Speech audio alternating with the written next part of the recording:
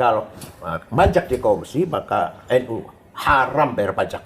Nggak usah bayar pajak. Tapi kalau koruptor mati tidak disolati memang ada dalilnya.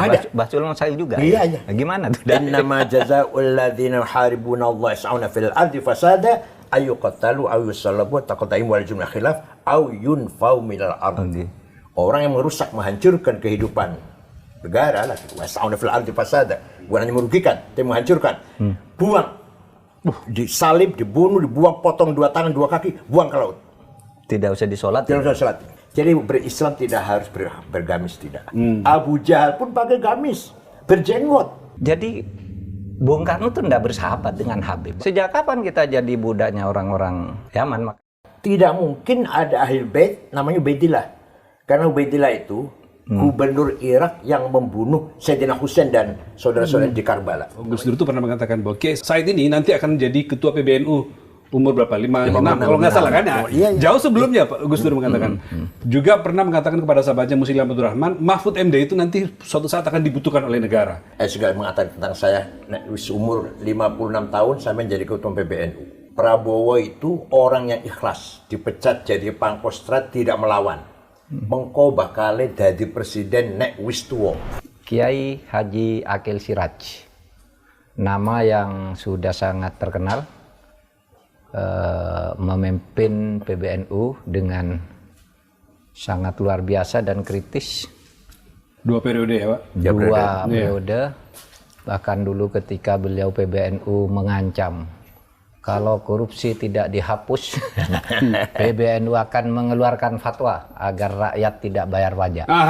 Menarik. Oh, ketakutan tuh pemerintah tuh ngirim beberapa menteri ke Cirebon tuh, mau untuk meyakinkan kami bersungguh-sungguh akan memberantas. Pokoknya ada cerita begitu ya? Iya ada.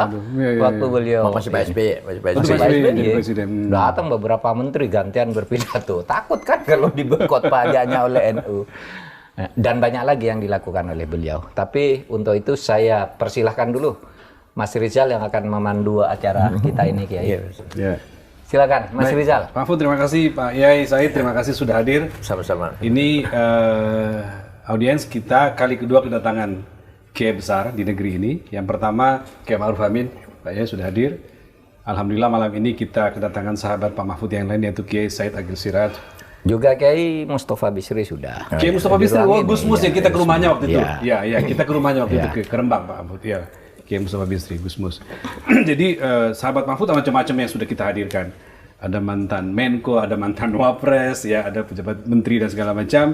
Kali ini dengan Kiai bertepatan juga karena kemarin kita merayakan Lebaran Idul Adha. Selamat Lebaran Haji dulu, Pak Yai. Itu yang kira-kira kita kenapa antara lain menghadirkan Kiai Said di sini. Nah, sebelum lanjut kepada perbincangan persahabatan antara Kiai Said dengan Pak Mahfud, kita masuk dulu ke situasi Lebaran ini, ya. Apa yang dalam catatan Kiai Said makna Lebaran itu, kalau lihat makna Lebaran itu kekinian seperti apa? Lebaran Haji. Bismillahirrahmanirrahim.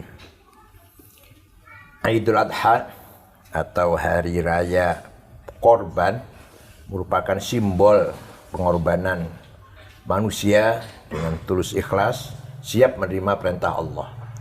Yaitu Nabi Ibrahim diperintah mengorbankan putranya yang masih usia sekitar 12, sedang ganteng-gantengnya lah, sedang bagus-bagusnya. Ismail ya? Iya, Ismail, agar disembelih. Dan itu melalui mimpi. Karena mimpi itu ketika orang tidur semuanya kan tidak berfungsi, syarafnya atau egonya semua berhenti. Jadi betul-betul mimpi itu membawa kebenaran. Mimpinya orang soleh ya, maka mimpinya itu membawa kebenaran. Nah, Nabi Ibrahim siap menjalankan perintah itu, Nabi Ismail juga siap menerima itu. Itu merupakan simbol pengorbanan sangat luar biasa. Walaupun akhirnya diganti dengan kambing kibas. Itu artinya apa? Artinya agama bukan hanya membangun kesalehan individual, tapi juga agama mendorong membangun kesalehan sosial. Yaitu ketika kita potong korban, masyarakat yang jarang makan daging, bahkan ada yang tidak pernah makan daging, hari itu hendaknya semuanya merasakan Bisa menikmati. Bisa menikmati. Pak Mahfud, ada cerita khusus tentang Lebaran Haji tahun ini? Iya sama lah, itu pengabdian total dari seorang hamba itu harus siap melakukan apa saja yang diyakini itu sebagai perintah Allah. Segi lain bisa dikatakan begini, bahwa kalau orang itu ingin baik, secara simbolik itu harus berani menerima tantangan, ujian. Itu kalau kisah Nabi Ibrahim nyembelih Ismail itu kan sepertinya ujian aja kan, kamu harus sembelih tapi begitu mau sembelih nggak jadi. Iya kan? Berarti akan diuji dalam hidup. Allah itu tidak mungkin menyuruh nyembelih manusia ke manusia, tapi coba diuji, kamu kalau Allah perintahkan kamu enggak, pasti dilakukan. Dan oleh sebab itu kalau manusia ingin sukses ya harus siap menghadapi ujian. Tidak bisa manusia sukses itu enak-enak. Karena sukses itu tidak bisa dicapai secara kebetulan. Tapi harus diusahakan. Ya bayangkan seperti kayak Akil Sirot gitu ya, sampai belajar gitu Timur Tengah, hafal sampai saya ngelihatnya sejarah apapun namanya ya, menjadi kamus beliau ini sangat alim lah, sangat alim. Dan itu ya itu perjuangan, melalui perjuangan yang berat, bukan enak-enak gitu lalu jadi kan gitu. Nah, itu aja. Saya ingin memotret suasana di media sosial ya, tentang Lebaran Haji. Yang agak ramai tentang misalnya yang tadi Kiai sebutkan itu ada kurban dan segala macam, masyarakat mendapatkan dagingnya. Ada lalu bicara siapa sih yang berhak mendapatkan? Apakah itu misalnya layak diberikan kepada orang-orang yang di pelosok yang sangat miskin, atau bahkan misalnya daging itu bisa bahkan dikirim ke Gaza, ke Palestina sana untuk umat Islam yang menikmati, atau umat manapun bisa menikmati. Saya kira kalau di sebelah kanan kiri kita masih banyak orang yang butuhkan, itu layak mereka utamakan yang palingnya. Justru itu yang utamakan. Ya. Jadi ada apa namanya grade-nya itu, pertama yang masih family. Saudara, tahapan-tahapannya yang miskin, yang masih ada hubungan family. Setelah itu yang miskin tetangga yang paling dekat terus sampai ketika masih ada kemungkinan masih ada berlebih, baru kita kirim ke Gaza atau kemana lah ya. Jadi tujuannya memang memberikan apa namanya? Supaya mewujudkan kegembiraan bersama. Kegembiraan bersama. Hari gembira, hari raya. Ya, saya ngambil medsos karena apa-apa sekarang itu orang namanya di medsos Pak. Dan bicara soal medsos Pak Mahfud, kita lihat hal-hal yang viral belakangan ini. Salah satu yang viral itu pernyataan Kiai Said ketika diwawancara oleh teman kita di podcastnya Akbar Faisal tentang Kiai Said itu mengatakan bahwa selama ini Islam itu cenderung hanya dijadikan kepentingan politik. Dan ketika itu dijadikan kepentingan politik, pasti ada penyimpangan di dalamnya. Pak Yai, saya minta menjelaskan. Nanti Pak Mahfud juga ikut menambahkan. Sebelum kita masuk ke pembabakan ini, Pak. Agama itu apa sih? Agama itu sebuah cara, metode untuk membangun hubungan yang baik antara makhluk dan yang Allah Tuhan yang menciptakan makhluk itu. Sama sekali jauh dari kepentingan politik yang membedakan satu sama lain, atau ada menang ada kalah, ada di atas atau di bawah. Nggak ada itu, nggak ada. Semua manusia ciptaan Allah. Semua merupakan manifestasi dari wujud yang mutlak bagi Allah dengan asma husnanya, dengan asmanya 99 itu. Maka lahirlah makhluk yang bermacam-macam ini. Jadi makhluk yang banyak ini merupakan manifestasi dari asmanya Allah, nama-nama Allah yang gitu. Nah, oleh karena itu ketika kita betul-betul beragama, harus betul-betul kita persembahkan kepada Allah. Bukan kepentingan sesaat, kepentingan apalagi kepentingan ego, kepentingan pribadi apalagi. Barang siapa yang menggunakan agama untuk kepentingan selain agama, itu berarti orang yang paling zalim. Wa man adlamu man iftara 'ala Allahi kadhiba wa hudi'a ila al-Islam. Wallahu la yahdil qaumaz zalimin. Wallahu la yahdil qaumaz zalimin. Barang siapa mengatasnamakan agama padahal bukan, dia termasuk waman azlam, tidak ada paling zalim lebih dari itu. Makanya berhadapan Israel kita selalu kalah, nggak pernah menang ya, karena jauh dari niat yang tulus. Berhadapan di mengatasi domestik internal, keadaan dalam negeri masing-masing negara Islam juga banyak kegagalan, tidak stabil, tidak aman di negara-negara Islam ini. Itu karena semuanya hanya agama dijadikan simbol. Jadi kecenderungan di dunia global seperti itu ya. Keadaan di Timur Tengah misalkan. Timur Tengah. Sekarang budaya sangat semrawut, yang sangat mudah sekali saling membunuh, mudah sekali perang saudara yang sulit diselesaikan. Itu apa? Itu agama. Mereka teologinya kuat. Allah. Kalau dikatakan bukan Islam, marah dia. Persis. Kalau dikatakan kamu Yahudi atau kamu Kristen, marah dia. Tapi budayanya, perilakunya, kenyataannya jauh dari itu semuanya. Seperti apa Saddam Hussein mewariskan konflik di Irak sampai sekarang. Seperti apa Hafid Assad mewariskan konflik sampai sekarang. Begitu pula Somali, begitu pula Libya Gaddafi. Somali bubar, negara Somali negara bubar. 100% Muslim, 100% madhab Syafi'i Somali itu. Libya sampai sekarang sudah berganti-ganti Perdana Menteri berapa kali nih? Belum stabil. Jadi itu kontes pernyataan Kiai di wawancara itu ya? Iya. Jadi memang Arab punya karakter seperti itu. Arab punya karakter. Arab itu apa? Labil, mudah berubah. Oh. Arab, Muhammadun, Muhammadan, Muhammadin. Itu namanya Arab kan? Jadi berubah, bergerak, labil. Oh begitu ya. Nomaden. Pak Mahfud melihat kecenderungan yang sama, Pak? Iya, jadi yang disampaikan Kiai Akil itulah fakta. Umat Islam dari waktu ke waktu menggunakan agama itu sebagai alat ambisi kekuasaan. Dan di Indonesia sekarang seperti jual beli pendukung ya, mengatasnamakan umat, dapat ini, dapat itu. Sehingga pada akhirnya politik itu menjadi ternoda. Padahal ya agama mengajarkan keseluruhan cara hidup manusia termasuk politik itu kan harus dilakukan dengan baik. Itu sebabnya dulu Al-Ghazali itu kan mengatakan gitu, ad-din wa sultan tau aman. Ya. Menegakkan agama, memperjuangkan kebaikan agama dan punya kekuasaan sultan politik itu saudara kembar. Apa? Ad-dinu usun atau aslun wa sultan harisun. Agama itu nilai perjuangan, sedangkan kekuasaan itu pengawalnya. Jadi kalau Anda beragama kok tidak punya kekuatan politik, itu akan lemah. Itu sebabnya Kiai Hasyim Asy'ari dulu mengeluarkan fatwa jihad. Fatwa jihad kan? Risalah. Itu kan agar politik itu tertata dengan baik, memperjuangkan agama. Gitu. Kebenaran, kebaikan agama untuk seluruh umat manusia. Nah, maka relevan sekarang yang dikatakan oleh Kiai Akil, kita ini sekarang banyak orang mengatasnamakan agama lalu mengaku-ngaku punya pendukung umat yang banyak lalu kemudian menjual idealisme. Saya mau teruskan, Pak. Bukan menegakkan kebenaran. Dan itu bukan hanya di Islam. Bukan hanya di Islam. Tidak hanya di Islam itu ya. Artinya di setiap agama terjadi seperti itu. Maka terjadi Martin Luther protes karena waktu itu ya di Vatikan agama dijadikan alat untuk mengeruk keuntungan. Mengapa terjadi Buddha?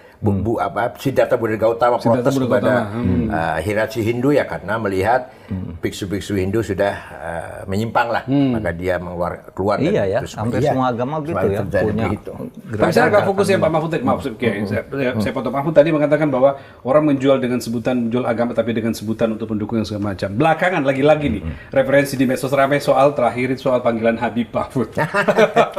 Kiai Said juga beberapa kali. Ahlinya beliau kita ingin mendengarkan netizen Ruang Sahabat itu dalam kacamata Kiai Said dan Pak Mahfud bisa menjelaskan itu fenomena apa yang terjadi sesungguhnya dengan Habib itu. Monggo Pak Kiai. Jadi Islam datang ke sini, kalau kita lihat tokoh-tokoh pertama itu tidak ada yang dari Yaman. Tidak ada yang dari Yaman. Tidak ada dari Yaman. Yang pertama. Clear itu ya. Fatimah binti Maimun, Wasil, Syekh Wasil yang di Stono Gedong Kediri, kuburannya itu di Nisabur. Dari Persia, kalau sekarang Iran ya, Nisabur. Syekh Ahmad Subakir yang kuburnya di Goa, ya, di Sulawesi. Itu juga dari Khorasan. Syekh Quro di Kerawang. Itu dari Cina. Ya. Jadi Maulana Ishaq dari Tobruk, dari kota perbatasan Mesir Libya. Nah, kemudian setelah ada penjajah Belanda mendatangkan Arab dari Yaman itu. Dari Yaman. Periode berikutnya baru muncul. Jauh. Ini kan sebelum Wali Songo ya kedatangan. Yang saya sebut tadi sebelum Wali Songo. Nah, di sini terjadi manipulasi ya. Sengaja memamerkan ya, memasang gelar Habibnya itu supaya mendapatkan posisi yang lebih terhormat daripada yang lain. Itu berhasil seperti itu di Indonesia dan Malaysia dan Brunei lah. Malaysia juga ada ya? Iya. Untuk status sosial mereka sosial, dapatkan. ya. Kalau di Timur Tengah nggak ada. Di Mesir biasa aja, yang alim, yang berilmu, yang berkualitas ya dihormati orang. Betul. Yang tidak biasa jadi pegawai, jadi pekerja, walaupun di Alatos atau Assegaf, hanya di kita ini. Nah, saya bukan ahli nasab ya, Ya. Hanya saja secara rasional, mereka itu katanya akhirnya Ubaidillah bin Ahmad Al-Muhajir bin Isa. Nah, tidak mungkin ada ahli bait namanya Ubaidillah, karena Ubaidillah itu gubernur Irak yang membunuh Sayyidina Husain dan saudara-saudara di Karbala. Namanya Ubaidillah. Oh iya, Yang ya, peristiwa Karbala Karbala itu itu ya. Namanya Ubaidillah. Ubaidillah. Yang eksekutornya itu atas perintah Yazid, Khalifah Yazid. Ya. Al-Amawi. Maka ahli bait itu nggak ada namanya Yazid. Cari ada nggak namanya Yazid? Nggak ada. Amrun nggak ada. Muawiyah nggak ada lagi malah. Begitu. Ubaidillah nggak ada. Cuma nggak ada nama Ubaidillah. Nah, sedangkan itu katanya semua ini turunan Ba'alwi bin Ubaidillah bin Ahmad bin Isa bin Muqaddam, terus nanti Ja'far Shadiq.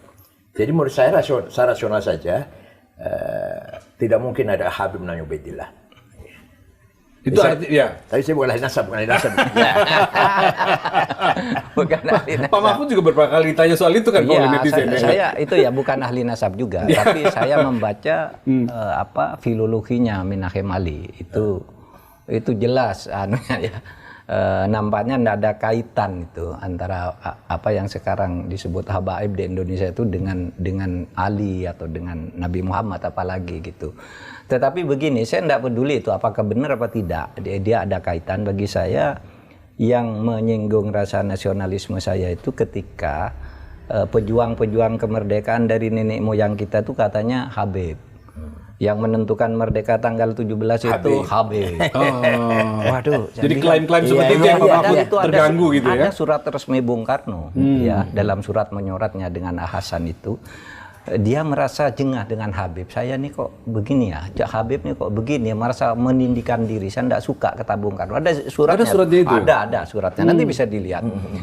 Jadi Bung Karno tuh tidak bersahabat dengan Habib. Bahwa mungkin kenal tuh iya. Bahkan sesudah merdeka ketemu lalu di foto-foto itu iya. Gitu. Apalagi memberikan posisi yang lebih tinggi gitu ya. Ada itu ya. Iya, ada surat menyorat Bung Karno dengan Hasan itu. Saya tidak setuju. Seakan-akan Habib ini kelas tersendiri gitu tuh Bung Karno gitu. Nah, dan ya tidak apa-apa sih jadi warga negara biasa, tapi jangan melebih-lebihkan ya, seakan-akan dia lebih hebat. Apalagi ketika kasus itu rame kan, cerita-cerita bahwa misalnya ya ada seorang Habib itu minta uang ke kiai di Jawa Tengah gitu, ketika minta 40 juta, saya hanya punya 10 juta, ditempeleng katanya. Astaga. Oh iya.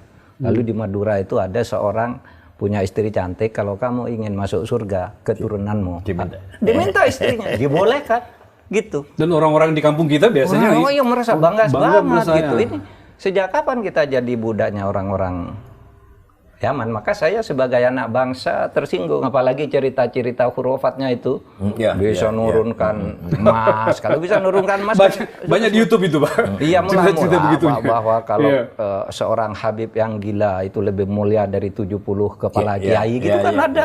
Nah, ketika cerita itu beredar kan ada yang berteriak tuh, Habib yang dari Habib yang rambut perak itu sama Habib Rizik. Coba tunjukkan kepada saya. Akan saya hajar sendiri kalau ada Habib begitu.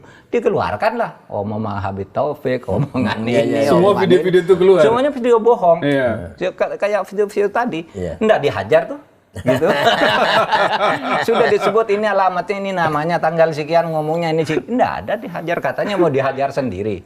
Katanya, ayo keluarkan gitu. Nah, di situ saya kira kita tidak anti Habib. Habib yang baik sekali banyak di Indonesia ya toh. Kita punya Habib Quraisy Shihab, Habib Alwi Shihab, dan macam-macam banyak sekali yang selama ini jadi panutan kita, orang yang berilmu gitu ya. Iya, tapi yang Habib-Habib yang seperti itu lalu kembali pada inna akramakum indallah atqakum. Orang yang paling mulia, orang yang baik, berilmu, bertakwa, berakhlak, kita hormati. Habib kayak Cina kayak apapun dia gitu ya. Iya, betul. Sebaliknya orang fasik, orang yang perilakunya jelek ya nggak usah kita hormati lah. Clear itu ya. Iya. Baik. Ya, Oke. Pak Yai Mahfud itu opening Pak, pembuka dialog kita. Saya mau lanjut sekarang ke agak spesifik persahabatan Pak Mahfud dengan Kiai Said dalam 4 babakan, Pak. Pertama, kita bagi ini ada politik kiai, ya. Lalu ada Pancasila, ya. Lalu ada menentang arus, ya, menentang arus. Kemudian terakhir ada batik dan salawat. Ya. Saya mulai dulu dengan politik kiai, Pak, ya, supaya nyambung tadi pembicaraan kita tentang umat dan Habib. Kalau kita bicara politik kiai, kita tidak bisa melepaskan peran seorang Gus Dur, nama besar Gus Dur. Beliau tokoh Islam yang pertama jadi presiden, gitu ya. Orang tiba-tiba tersadarkan dengan peran umat Islam dan kiai, gitu. Dan menurut bacaan kami, Pak Mahfud dan Pak Kiai Said ini titik temunya itu di Gus Dur, gitu ya.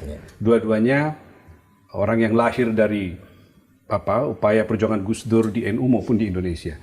Nah, menurut Pak Yai, sebelum ke Pak Mahfud, apa yang paling terasa yang didapatkan pengaruh Gus Dur terhadap pemikiran dan sikap-sikap Kiai Said selama ini?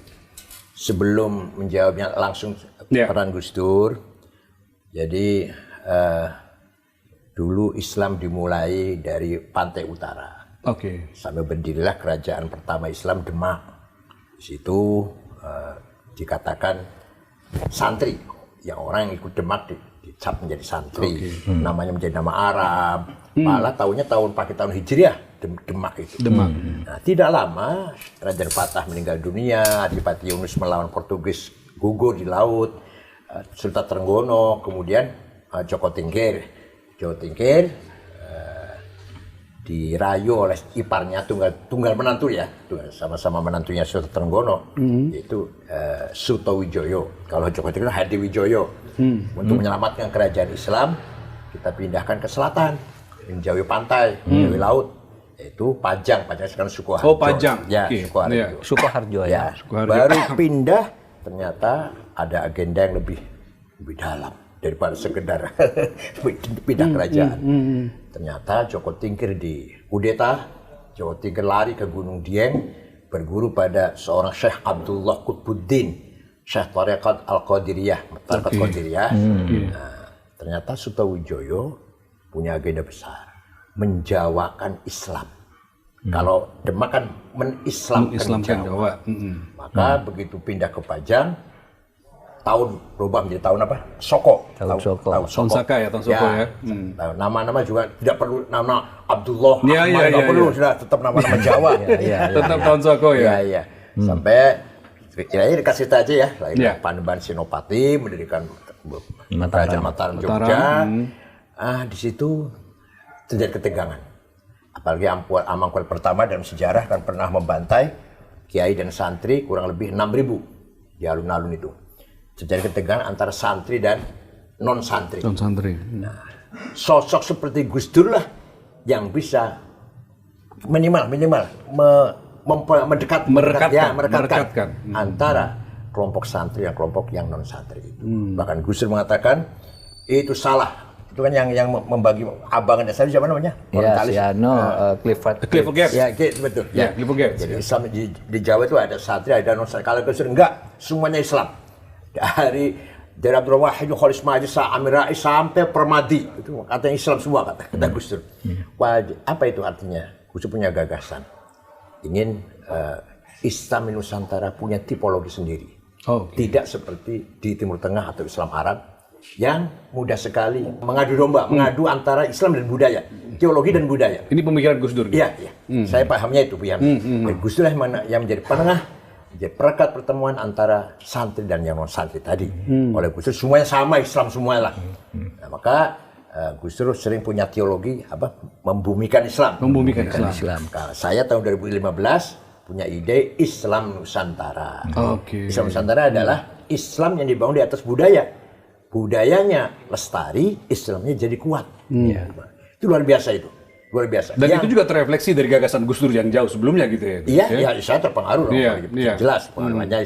Gus Dur mengatakan membumikan Islam. Kalau saya Islam Nusantara. Ternyata beberapa hal yang sangat-sangat positif kita miliki Nusantara ini yang tidak dimiliki oleh orang-orang Timur Tengah. Sehingga di kita ini seorang ulama seperti Hasyim Asy'ari, ya ulama, ya pahlawan nasional. Ya. Begitu pula kiai-kiai yang lain ya, atau Kiai Wahid Hasyim atau Idham Khalid. Sedangkan di Timur Tengah yang ulama saja hanya bicara Islam, yang nasionalis saja. Jamal Nasir, Hafidz Asad, Saddam Hussein. Di sini kita Hasyim Asy'ari, ya ulama, ya nasionalis. Ya sekaligus jadi nasionalis. Di Timur Tengah tidak ada itu. Kenapa? Karena di sini sudah selesai antara teologi dan budaya. Teologi dan politik kebangsaan sudah selesai itu. Di Timur Tengah belum selesai. Timur Tengah masih menolak nasionalisme. Kenapa? Karena nasionalisme di Timur Tengah betul-betul datang dari Ernest Renan. Kemudian dipahami oleh Michel Aflaq. Membentuk partai Ba'ath. Sehingga nasionalisme betul-betul sekuler, sosialis. Sedangkan nasionalis kita tidak. Kiai Hasyim Asy'ari bukan dari Ernest Renan, bukan dari Michel Aflaq, Kiai Hasyim Asy'ari. Ya, artinya dari sisi itu kita lebih maju ya? Iya, lebih maju. Ya. Sehingga nasionalisme kita tidak sekuler, tidak. Coba, hubbul watani iman itu tidak ada ulama Timur Tengah yang punya jargon itu. Hubbul iman. Itu artinya nasionalisme bagian dari iman. Anda nasionalis harus bertuhan, Anda bertuhan harus nasionalis. Man mata li ajli watani mata syahidan. Barang siapa mati demi tanah airnya, syahid. Syahid ya. Coba sampai segitunya. Di Timur nggak ada itu ulama itu. Ngomong itu nggak ada. Sehingga di Timur Tengah sampai sekarang belum selesai. Belum selesai urusan itu. Antara semangat nasionalis dan semangat ghirah diniyah, semangat perjuangan agama itu. Itu pemahaman saya itu dipahami dari Gus Dur ketika ingin menyatukan antara santri dan yang bukan santri, melanjutkan gagasan Hasyim Asy'ari dan seterusnya. Pak Mahfud? Ya sama. Jadi 2 pekan lalu saya menulis menulis sebuah pengantar untuk pidato pengukuhan besar Profesor Sofiullah di UIN Sunan Kalijaga tentang tafsir Mu'asyiroh, mempertemukan filsafat Islam dan fikih gitu. Nah, saya memberi judul begini, kita ini kalau di Indonesia harus mengindonesiakan Islam, bukan mengislamkan Indonesia. Meskipun substansinya hampir sama, tetapi pesannya beda. Kalau mengindonesiakan Islam itu artinya membawa Islam ke relung-relung budaya bangsa. Sehingga Islam itu cocok dengan budaya seperti yang didalilkan di dalam kaidah-kaidah kita bahwa ya hukum itu bisa berubah kalau budayanya lain, kalau waktunya lain, tempatnya lain gitu ya. Al-adatu muhakkamah. Al-adatu muhakkamah. Bisa berubah kan? Sesuai kebutuhan budaya. Jangan lebih damai seperti yang dilakukan oleh Gus Dur, membumikan Islam, mengindonesiakan Islam, nusantarakan Islam gitu kan. Islam Nusantara itu kan budaya dan tidak ada tafsir tunggal ya tentang dalil agama, dalil yang sama, qot'inya sama, itu tafsirannya di dalam bentuk hukum berbeda dari waktu ke waktu. Oleh sebab itu misalnya orang, kamu jangan makan riba, itu kan dalilnya sama. Tapi cara menurunkan hukum riba itu berbeda-beda. NU menganggap begini, Muhammadiyah begini, di sana bank konvensional haram, di sini halal dan sebagainya. Padahal dalilnya sama. Nah itulah sebabnya kebutuhan budaya itu, ya kebutuhan budaya sejauh tidak melanggar prinsip-prinsip, menurut saya ya bagus. Makanya Islam di Indonesia ini damai. Cuma itu saja sering dipolitisir seperti itu. Lalu tapi unsur-unsur Arab radikal seperti dikatakan Kiai Said yang membedakan nasionalisme dengan apa namanya teologi. Iya, itu kan di sini masih sedikit-sedikit ada. Oleh sebab itu ada apa misalnya terorisme dan sebagainya yang punya pandangan harus begini gitu ya.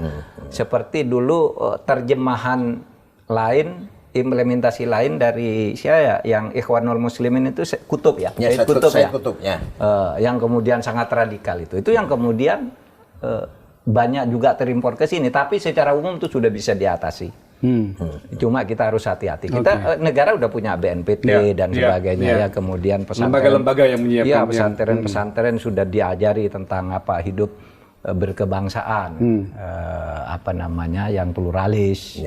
Yang menariknya, di pesantren itu ngaji fikih. Ketika kita baca kitab fikih, ya kisos, potong tangan, ada itu di pesantren. Ya rajam, ya potong tangan. Tapi Kiai tidak pernah mendakwahkan itu.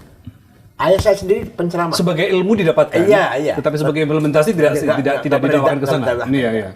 Ayah saya itu kalau dakwah, ini contoh ayah saya sendiri kalau dakwah. Ayah saya itu Rois Syuriah cabang. Kalau dakwah, ayo puasa. Masih belum kuat. Ya, asal dari puasanya lah, sebulan itu ada puasanya, jangan berat banget. Jangan kosong sekali gitu. Iya, ayo sholat. Oh begitu ya? Ayo sholat. Belum bisa 5 kali. Ya ada sholatnya lah sehari semalam itu. Sampai segitu. Puasa kalau enggak kuat sehari, puasa beduk. Iya, ada puasa beduk Pak ya. Enak kan? Iya.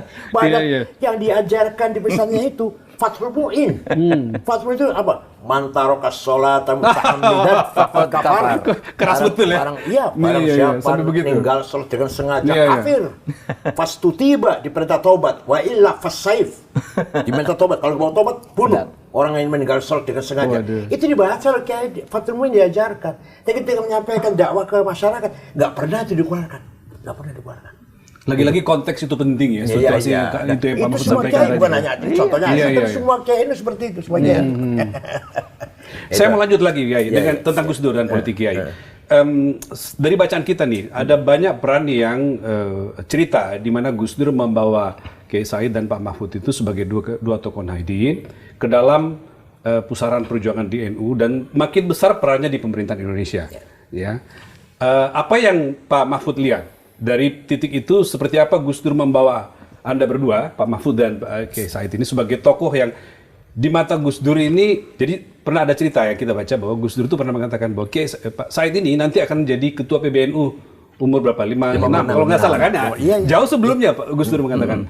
Juga pernah mengatakan kepada sahabatnya Muslim Abdul Rahman, Mahfud MD itu nanti suatu saat akan dibutuhkan oleh negara. Dan terbukti jadi ketua MK, jadi menteri, jadi anggota DPR. Tolong diceritakan sedikit Pak tentang itu. Ya begitu, saya melihat ya Gus Dur itu begini, sesudah reformasi, itu Gus Dur tuh mencetak lagi kader-kader NU untuk tampil di etalase politik dan pemerintahan di tingkat nasional. Luar biasa, lalu munculnya tokoh-tokoh yang di era reformasi itu kan dulu tidak diduga-duga juga. Misalnya saya tiba-tiba diangkat jadi menteri kan. Betul. Menteri pertahanan lagi. Banyak ketika orang tidak mengenal Mahfud itu siapa? Kenal Mahfud itu siapa? Ibu Mega tanya itu, Ibu Mega. Sopo Mahfud itu. Jangan-jangan dipecat lagi oleh Gus Dur gitu. Sehingga sahabatnya Gus Dur tuh Muslim Abdul Rahman, Gus, iku sopo? Pak Muslim menanyakan. Ya Muslim Abdul Rahman sopo gitu kan.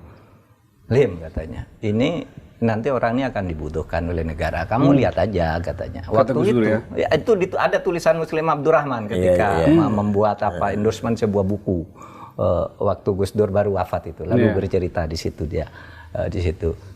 Ini dibutuhkan nanti katanya orang seperti ini gitu. Itu Gus Dur. Maka muncul kan tokoh-tokoh yang dari itu. Dari NU itulah ya. Yang NU itu sebelum reformasi, sebelum Gus Dur tampil gitu kan, kadangkala NU itu dipandang sebelah mata aja kan. Dulu kalau di kampus-kampus gitu nggak berani loh ngaku NU, nggak berani. Ada masa itu Pak dulu. Ada masa itu. Begitu reformasi Gus Dur jadi presiden, ternyata profesor-profesor di berbagai kampus tuh hampir semuanya NU. Keluar bahwa saya dari pesantren ini itu, saya gubernur BI siapa? Burhanuddin Abdullah. Itu menyembunyikan betul ke NU. Padahal dia tokoh aneh towek dari Garut. Itu sembunyikan betul kan sampai bisa jadi gubernur. Setelah Gus Dur baru kemudian identitas NU itu menjadi. Dulu kalau orang NU itu mau sekolah ke luar negeri gitu, kalau tidak masuk Golkar nggak bisa. Filenya tuh masuk ke meja Menteri Pendidikan. Ini orang NU nggak boleh. Harus Golkar dulu. Dan titik perubahan orang tentang NU memananya setelah Gus Dur menjadi. Gus Dur tuh membawa NU ke ke percaturan yang proporsional sesuai dengan perjuangan NU yang dulu mati-matian memperjuangkan kemerdekaan sampai mengeluarkan resolusi jihad di saat-saat kritis itu. Resolusi jihad itu. Kan itu. Kiai Said diramalkan akan jadi ketua PBNU dan ternyata dua periode menjadi ketua PBNU. Saya pahami Gus Dur kalau bicara bukan hanya logika yang dipakai. Untuk menyampaikan kebenaran itu ada melalui yang pertama kali namanya insting. Bahasa Arabnya ghorizah. Insting paling rendah. Karena binatang juga punya insting, anjing misalkan atau monyet. Yang kedua, lebih tinggi daripada insting adalah feeling. Feeling bahasa Arabnya atifah, kecerdasan rasa yang sangat tajam. Tapi feeling itu masih kurang kuat, kurang tajam. Kenapa? Karena dibarengi dengan keinginan. Ingin saya hari ini nggak hujan, maka saya feel saya nggak hujan nih, karena ingin saya nggak hujan. Oke. Kecampuran kepentingan, Mas. Yang ketiga, firasah. Firasat itu ada hadisnya, ittaqu an firasatil mu'min. Hati-hati dengan firasat orang mukmin. Oh, ada itu ya. Orang mukmin itu kalau punya firasat banyak benarnya lah kira-kira. Firasat masih rendah, yang paling tinggi adalah intuisi, kasyaf. Kasyaf. Yaitu direct illumination. Nur mubashir, cahaya langsung dari Allah. Maka ketika beliau ngomong itu bukan dari siapa-siapa, langsung dari Allah. Contoh, ketika seminar di Gedung Pustaka Nasional, waktu itu judulnya Mengenang Jasa Jenderal TB Simatupang. Narasumbernya 4, 2 muslim, 2 non-muslim. Yang non-muslim Yakub Utama dengan Romo Muji Sutrisno. Yang muslim Pak Rudini dengan Gus Dur. Gus Dur datang, nggak mau naik ke atas, duduk di bawah dulu. Ya, biar orang 3 dulu lah. Tidur, nyenyak, berkeringat. Begitu beliau dipersilahkan, saya bangunkan. Gus, panjenengan Gus. Saya tuntun, walaupun masih melihat, ini jauh sebelum, masih jadi ketua PBNU lah. Naik ke atas, itu omongannya 3 orang, dikomentari semua. Orang pun tepuk tangan. Tadi orang sudah tahu Gus Dur nyenyak tidur. Tapi perkataannya Yakub Utama, Pak Rudini. Kayak menyimak dengan baik gitu. Iya. Dalam tidurnya menyimak dengan baik. Itu namanya kasyaf, intuisi. Tidak pernah salah kalau intuisi. Ya banyak, itu contohnya. Ya banyak. Ya, ketika saya mengatakan tentang saya, umur 56 tahun saya menjadi ketua PBNU. Prabowo itu orang yang ikhlas, dipecat jadi Pangkostrat, tidak melawan. Mengko bakal jadi presiden nek wis tuwa. Kalau kata Gus Dur, tentang Prabowo. Ya, itu banyak orang yang mendengar. Mendengar. Ada Agus Miftah, ada Saifullah Yusuf, Muhaimin, semua dengar. Banyak kisah tentang itu ya. Banyak kisah tentang yang aneh-aneh itu banyak kisah. Tentang Wali Songo, tentang apa itu. Jadi kalau tahlil misalkan jam 12 malam di Sunan Ampel, itu yang menemani kita itu suruh tahlil cross. Tidak boleh pelan. Gus Dur diam saja. Itu artinya lagi dialog dengan Sunan Ampel. Nanti setelah tadi ada omongan Gus Dur yang menyatakan apa gitu, luar biasa. Dulu waktu waktu saya Menhan kan dampingi beliau, menerima 12 orang pimpinan Dewan Pertimbangan Agung, dipimpin oleh Ahmad Tirto Sudiro. Diterima oleh Gus Dur jam 8 begitu, duduk. Mulai silakan menyampaikan. Habis itu Gus Dur tidur gitu, tidur betul. Ini agak tersinggung si Ahmad Tirto Sudiro. Ini mau diteruskan enggak? Kita enggak dengerin katanya. Serius nggak ini kata dia gitu ya? Terus akhirnya demikian Bapak Presiden.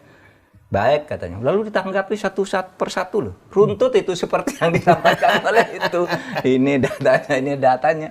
Sehingga ketika keluar dari istana itu kan itu Ahmad Tirto Sudiro yang tadinya agak marah itu dia sampaikan ke wartawan. Wah katanya Gus Dur tidur tapi dengar semua tapi dia ngorok gitu katanya. Kata si Ahmad Tirto Sudiro. Nah, itu juga satu yang satu yang menjadi sangat fakta tapi aneh tapi terjadi gitu, disaksikan banyak orang. Nah itulah yang paling banyak orang terheran-heran lagi ketika Muktamar Cipasung dengan begituannya lah ya, beliau mengatakan ini adalah naga hijau, sebentar lagi akan ada naga merah dan nanti akan naga kuning. Itu orang bertanya apa artinya? Ternyata betul. Setelah Cipasung, Muktamar, kemudian PDI, yaitu naga merah. Setelah PDI, Cina, yaitu tahun berapa? Tahun 98 ya? Iya, 98. Itu masih semua tahu lah. Luar biasa. Kita beranjak ya, Pak Kiai? Iya. Tadi udah politik Kiai, tadi Gus Dur. Kita sekarang masuk ke Pancasila.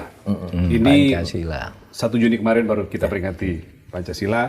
Dan Kiai Said, Pak Mahfud itu pernah sama-sama di BPIP. Sampai sekarang masih BPIP ya, Pak? Saya masih. Dulu bareng Pak Mahfud.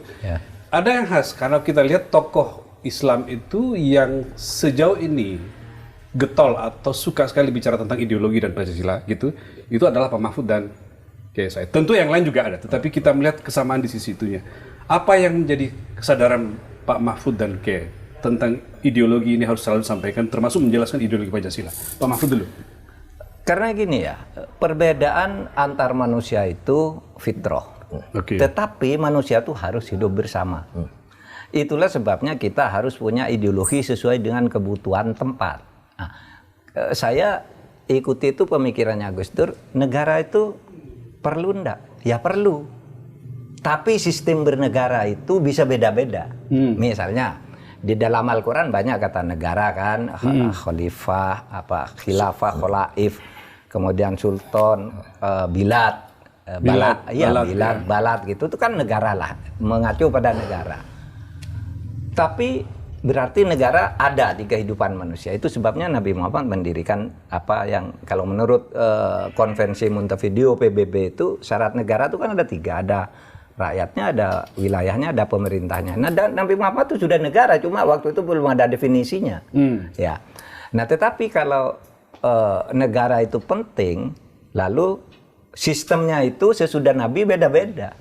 Kalau Nabi itu kan teokrasi murni, hukumnya dari Allah, dari Nabi gitu. Tidak ada legislatif, tidak ada yudikatif, Nabi sendiri kan. Tapi begitu Nabi sudah beda. Siapa waktu zaman sesudah itu kan harus ada DPR, harus ada apa. Sistemnya beda-beda. Abu Bakar dipilih misalnya ya, terus Umar itu ditunjuk, Utsman itu lewat formatur, Ali dibayat lagi gitu. Sampai sekarang lahir sistem bernegara itu lebih dari 57 negara Islam sekarang ini dengan beda sistem. Sehingga saya katakan Islam itu yang penting substansinya harus ada pemerintah yang adil. Pemerintahan harus ada, rakyatnya ada, harus adil bijaksana. Soal bentuknya mau demokrasi boleh, mau kaisar boleh, yang penting adil. Iya kan?